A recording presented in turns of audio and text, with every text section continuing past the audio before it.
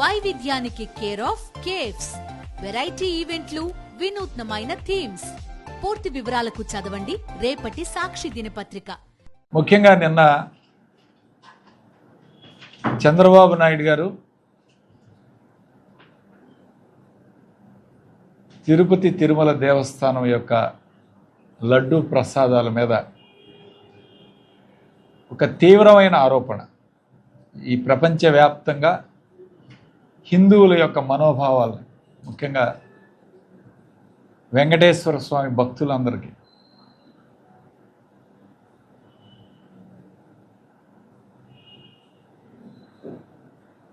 తీవ్రమైన ఆరోపణలు చేయటం.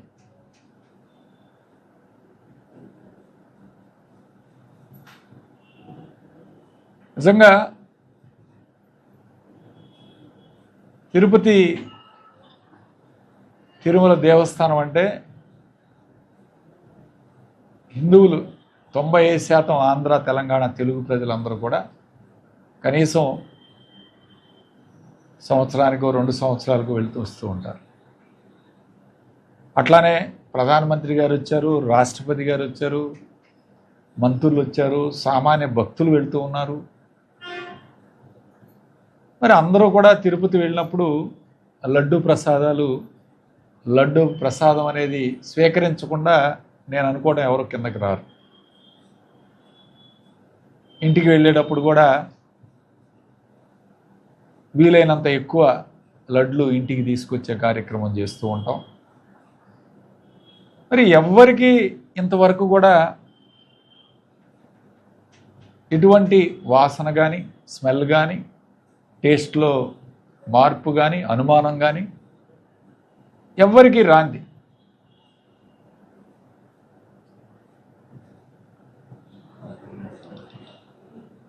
జూలై 17వ తారీఖున ఈ యొక్క నెయ్యికి సంబంధించి శాంపుల్ నేషనల్ డైరీ డెవలప్మెంట్ ల్యాబ్కి పంపించడం జరిగింది. జూలై 17, 2024. జూలై 21వ తారీఖున రిపోర్ట్ వచ్చింది. రిపోర్ట్లో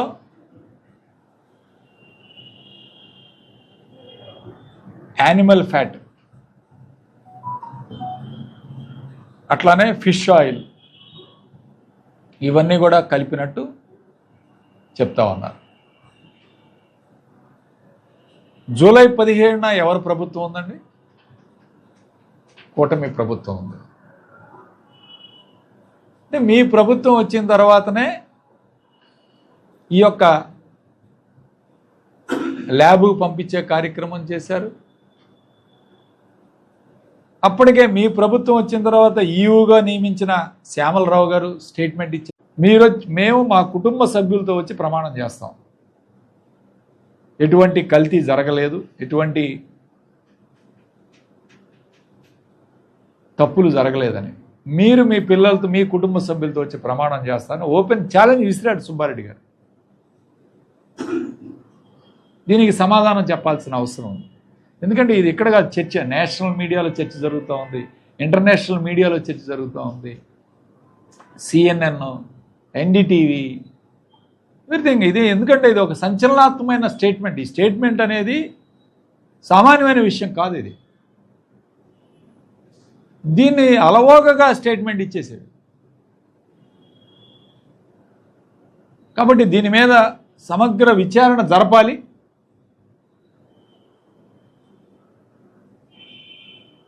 ఎవరు తప్పు చేశారో, ఒకవేళ తప్పు జరిగితే తేల్చే అధికారం మీ దగ్గరే ఉంది చంద్రబాబు నాయుడు గారు.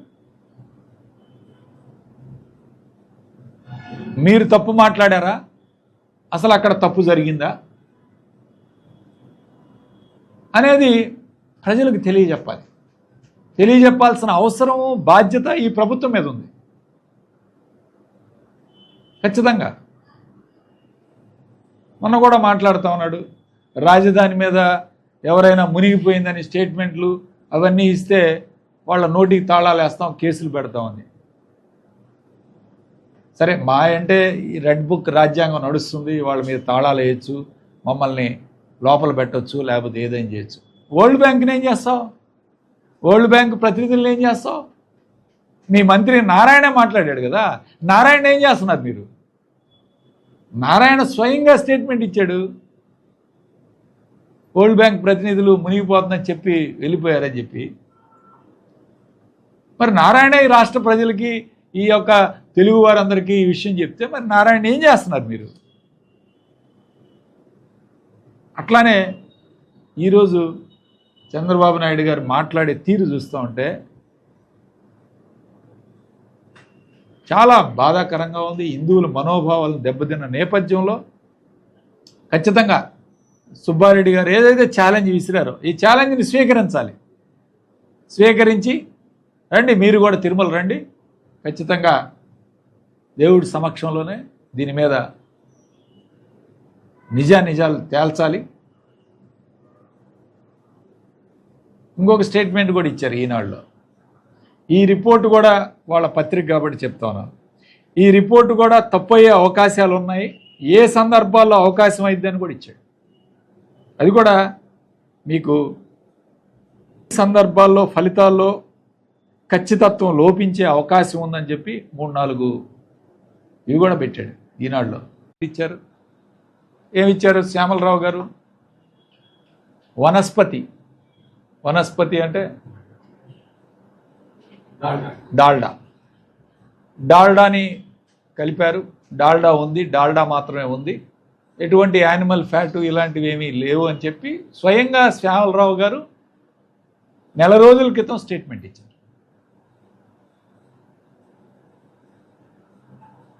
మీరు పంపించిన ఈవో గారే, మీరు పంపించిన అధికారులు, మరి వాళ్ళందరూ కూడా జూలై 17 అంటే మీరు పంపించిన అధికారులు అందరూ ఉన్నారు, వాళ్ళే టెస్ట్ చేస్తున్నారు. అట్లానే టీటీడీకి రోజు 2 ట్యాంకర్లు నెయ్యి వస్తుంటుంది, రోజు అవసరమైంది 2 ట్యాంకర్లు. ఈ ట్యాంకర్లు వచ్చిన వెంటనే వాటిని ఎక్కడి నుంచి ఏ కంపెనీకి వచ్చినా సరే, ఎవరిచ్చినా సరే, ఏ డైరీ వాళ్ళు ఇచ్చినా సరే, అక్కడ టీటీడీ వాళ్ళు వచ్చిన వెంటనే టెస్టింగ్ చేస్తారు. చేసిన దానిలో ఇంతవరకు టీటీడీ అధికారి కూడా చెప్తా ఉన్నారు, ఒకసారి ఆ వీడియో కూడా మీకు పంపిస్తాను. ఆస్కారం కూడా లేదు. 3 రకాల టెస్టులు ఆయిల్ కానివ్వండి, ఫారెన్ యానిమల్ ఆయిల్ ఏది కలిసినా కానీ 3 టెస్టులో బయటపడతాం. వీటిని ఖచ్చితంగా మనం చేసిన తర్వాత మాత్రమే ట్యాంకర్లు అన్లోడ్ చేసి మనం ఎక్విప్మెంట్ వాడుకుంటున్నాము. ప్రభుత్వం నిర్దేశించిన ట్యాంకర్లు తీసుకుని వచ్చిన వెంటనే దాని నుంచి ఆ యొక్క గీ నుంచి 3 శాంపుల్స్ తీసి టెస్ట్ చేసి అవి సాటిస్ఫై అయ్యి వాళ్ళకి రిక్వైర్మెంట్లో ఉన్న లిమిట్స్లో ఉంటేనే అవి అన్లోడ్ చేసుకుంటా ఉంటారు.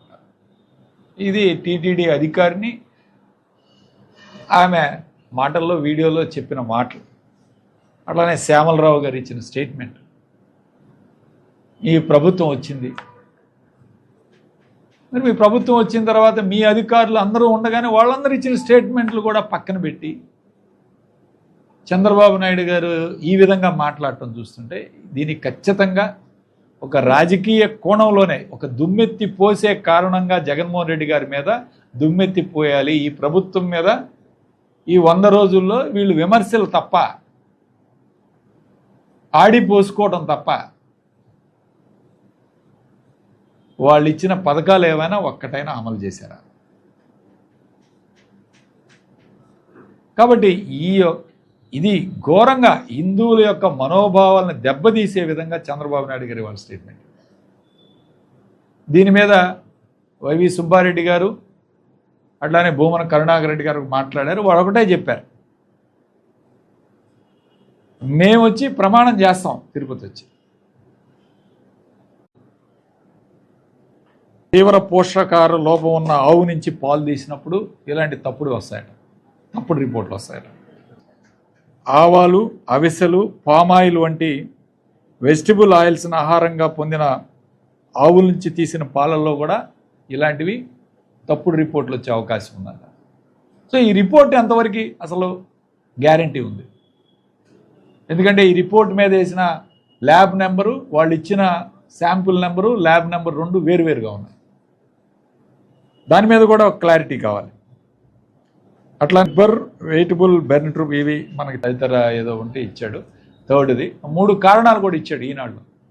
ఈ కారణాలు ఉన్నప్పుడు ఈ రిపోర్ట్స్ కూడా తప్పు వస్తాయని ఇచ్చాడు. అంటే ఆ రిపోర్ట్లో ఏమైనా తప్పు జరిగిందా, అసలు శాంపిల్ కరెక్ట్గా వెళ్ళిందా, శాంపిల్లో ఉన్న నెంబర్లు తేడా ఉన్నాయి, అసలు ఆ రిపోర్ట్ ఎంతవరకు కరెక్టు, దాని మీద విచారణ జరపాలి.